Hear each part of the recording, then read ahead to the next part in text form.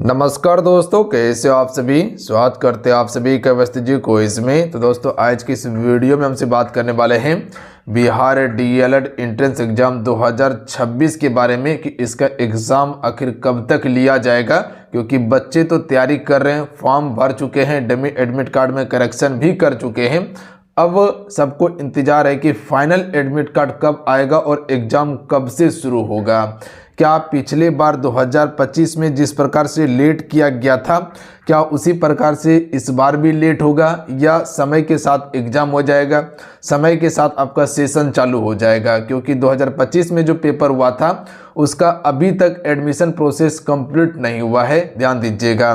क्या वही होने वाला है? तो ये तमाम चीज़ के बारे में आज की इस वीडियो में जानने वाले हैं कि इसका एग्ज़ाम कब तक लिया जाएगा, फाइनल एडमिट कार्ड आपको कब दिया जाएगा, उसके बाद जो है कि आगे आपको क्या करना है, किस प्रकार से तैयारी आपको करना है, और कुछ वीवीआई टॉपिक भी बताएंगे जहां से बिहार डीएलएड में प्रश्न पूछा जाता है, जिसमें आपका वेटेज ज़्यादा है, वो चीज़ें आपको बताएंगे। तो वीडियो को ध्यानपूर्वक बिल्कुल बारीकी से समझिएगा। A to Z जो भी डाउट है सारा डाउट हम क्लियर कर देंगे आपका। तो चलिए शुरू करते हैं आज की इस वीडियो को। हम सभी देखिए, ये सभी आप सभी देख लीजिएगा जो आपके काम के लिए है, मेरे काम के लिए नहीं है। 26 से 28 सेशन का है। बाकी बात ये सभी को याद रखिएगा कि 120 प्रश्न पूछा जाएगा, कुल 120 अंक मिलेगा आपको। समय आपको 150 मिनट यानी कि 2.5 घंटा का समय दिया जाएगा। सीबीटी मोड में क्वेश्चन पूछा जाता है बहुत सारे बच्चे के द्वारा कि एग्जाम कैसे होता है, जो न्यू बच्चे हैं ऑनलाइन एग्जाम आपका होता है, याद रखिएगा आप सभी। बाकी बात यहाँ पर देखिएगा, सारा चीज़ बताया गया था कि एग्ज़ाम कब से लेंगे, बट वो तो हुआ नहीं क्योंकि यहाँ पर डेट ही बढ़ गया था हर चीज़ का। तो सारा चीज़ वो आपका फ्लॉप हो गया है। यहाँ पर देख लीजिएगा, इस सिलेबस को आप कंठस्थ याद रखिएगा। सिलेबस यही है और प्रीवियस ईयर के आधार पर आपको सारा चीज़ तैयार करते चलना है कि साइंस से 20 क्वेश्चन है, इंग्लिश से 20 क्वेश्चन है, रीजनिंग से 10 क्वेश्चन है, आपका जनरल आपका सोशल साइंस से 20 क्वेश्चन है, मैथमेटिक्स से 25 और हिंदी या उर्दू से 25 क्वेश्चन आपका है, कुल 120 क्वेश्चन। अच्छा, आपसे को बताना चाहते हैं कि अभी महाशिवरात्रि था, इस पे कोर्स पे आपको 50% ऑफ किया गया था। पता है आप सभी को? नहीं पता है? नहीं पता है तो अभी आपको पता चल गया, ठीक है। तो ये ऑफर अभी तक है, ठीक है। तो आप सभी ऑफर का लाभ ले सकते हैं। जो कोर्स आपका 399 का था, महाशिवरात्रि के शुभ अवसर पर 199 कर दिए। तो जो भी बच्चे ज्वाइन नहीं कर पाए थे, जाके ज्वाइन करके आप सभी तैयारी कीजिए। यहाँ पर टॉपिक वाइज क्लासेस करवा रहे हैं, ऑल सब्जेक्ट का ई बुक दिया गया है, इंपॉर्टेंट टॉपिक का नोट्स दिया गया है जहां से प्रश्न पूछा जाता है पेपर में, इंपॉर्टेंट पीडीएफ भी प्रोवाइड किए हैं, साथ में आपको टेस्ट सीरीज भी इसमें आपको मिल जाएगा जिससे कि आप अपना तैयारी को जांच सकिएगा। ऑल सब्जेक्ट का आपका यहाँ पर तैयारी हो रहा है तो टेंशन फ्री होकर तैयारी कीजिए। अगर इस बार 100% सफलता चाहना चाहते हैं और चाहते हैं कि सरकारी कॉलेज आपको मिल जाए और आप लगभग 80,000 रुपये पैसा बचा ले, तो अभी भी समय है, मिशन मोड में तैयारी में लग जाइए और बहुत ही कम फी कर दिए हैं। ज्वाइन करने के लिए सक्सेस योद्धा एप्लीकेशन को डाउनलोड करना है, युवा शक्ति का ही एप्लीकेशन है, प्ले स्टोर से जाके डाउनलोड कर लीजिएगा, अन्यथा लिंक डिस्क्रिप्शन में और कमेंट बॉक्स में पिन कर दिए हैं, प्लस में वीडियो भी बना दिए हैं, वीडियो को देख लीजिएगा तो आसानी होगा आपको ज्वाइन करने में। तो जाइए ज्वाइन कीजिए और तैयारी कीजिए। अब आइए जो हम सभी का मेन पॉइंट है कि आखिर एग्जाम कब लिया जाएगा। देखिए, एग्जाम कब लिया जाएगा और एडमिट कार्ड कब आएगा, ये बच्चे का सबसे पहला डाउट होता है, ध्यान दीजिएगा। सबसे पहले यहाँ पर समझिएगा, बिहार बोर्ड का एक रणनीति समझिएगा या कह सकते उसको पागलपन समझिएगा।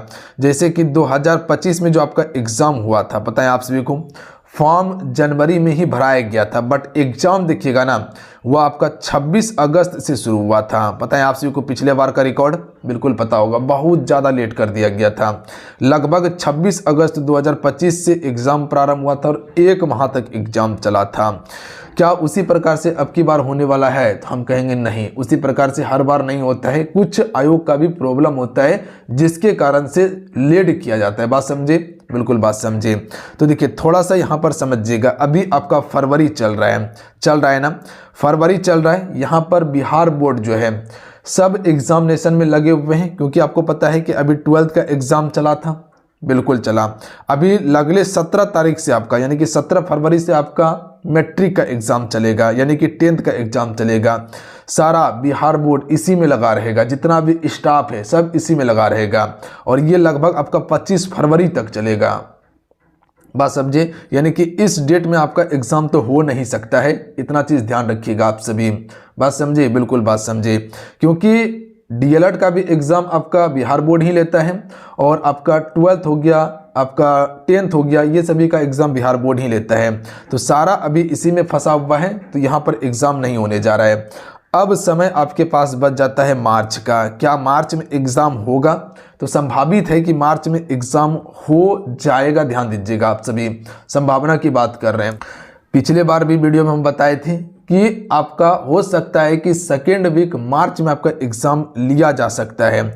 अगर मार्च में एडमिट कार्ड नहीं आया तो समझ लीजिए फिर आपका ये अप्रैल घुसा देगा, क्योंकि 2024 का अगर देखिएगा इसका, तो ये आपका 1 अप्रैल से 2024 में ये एग्ज़ाम लिया था और लगभग ये आपका 20 दिन तक एग्ज़ाम चला था 2024 वाला। तो हो सकता है कि अप्रैल में एग्ज़ाम हो जाए अगर मार्च में आपका एग्ज़ाम नहीं होता है। तो हम सभी को ये टारगेट लेके चलना है कि अब की बार मार्च तक, क्योंकि मैट्रिक का एग्ज़ाम खत्म होने के बाद आयोग के पास रिजल्ट के लिए यानी कि कॉपी चेक करने का प्रोसेस शुरू किया जाएगा। तो कॉपी चेक करने से पहले हो सकता है कि उसके बीच में आपका एग्ज़ाम कंडक्ट करवा ले, हो सकता है सारा स्टाफ इसमें भिड़ जाए और आपका एग्ज़ाम हो जाए, ठीक है, क्योंकि ऑफलाइन एग्ज़ाम होता नहीं है, सीबीटी मोड में होता है और टीसीएस आपका एग्ज़ाम कंडक्ट कराती है, आपको पता है। तो ये सारा हो सकता है डाटा उसके पास दे दिया जाए और वो आपका एग्ज़ाम ले ले, ये आपका एक प्रोसेस हो सकता है, बात समझे। बट मेरे पास अगर समय देखा जाए, समय हमको आपका मार्च का ही लेके चलना है, ये आपका प्रॉपर समय है। मार्च मान लीजिए कि आपको प्रॉपर समय आपको मिलेगा, यानी कि अभी भी लगभग आपके पास 1 से 1.5 माह का समय आपके पास है, बात समझे, 1 से 1.5 माह इसको लेके चलिए। अगर मान लीजिए कि अगर मार्च में एग्जाम अगर 3rd वीक में भी लेता है तो ये आपको 5 से 7 दिन पहले आपको एडमिट कार्ड जारी करके देगा, बात समझे, बिल्कुल बात समझे।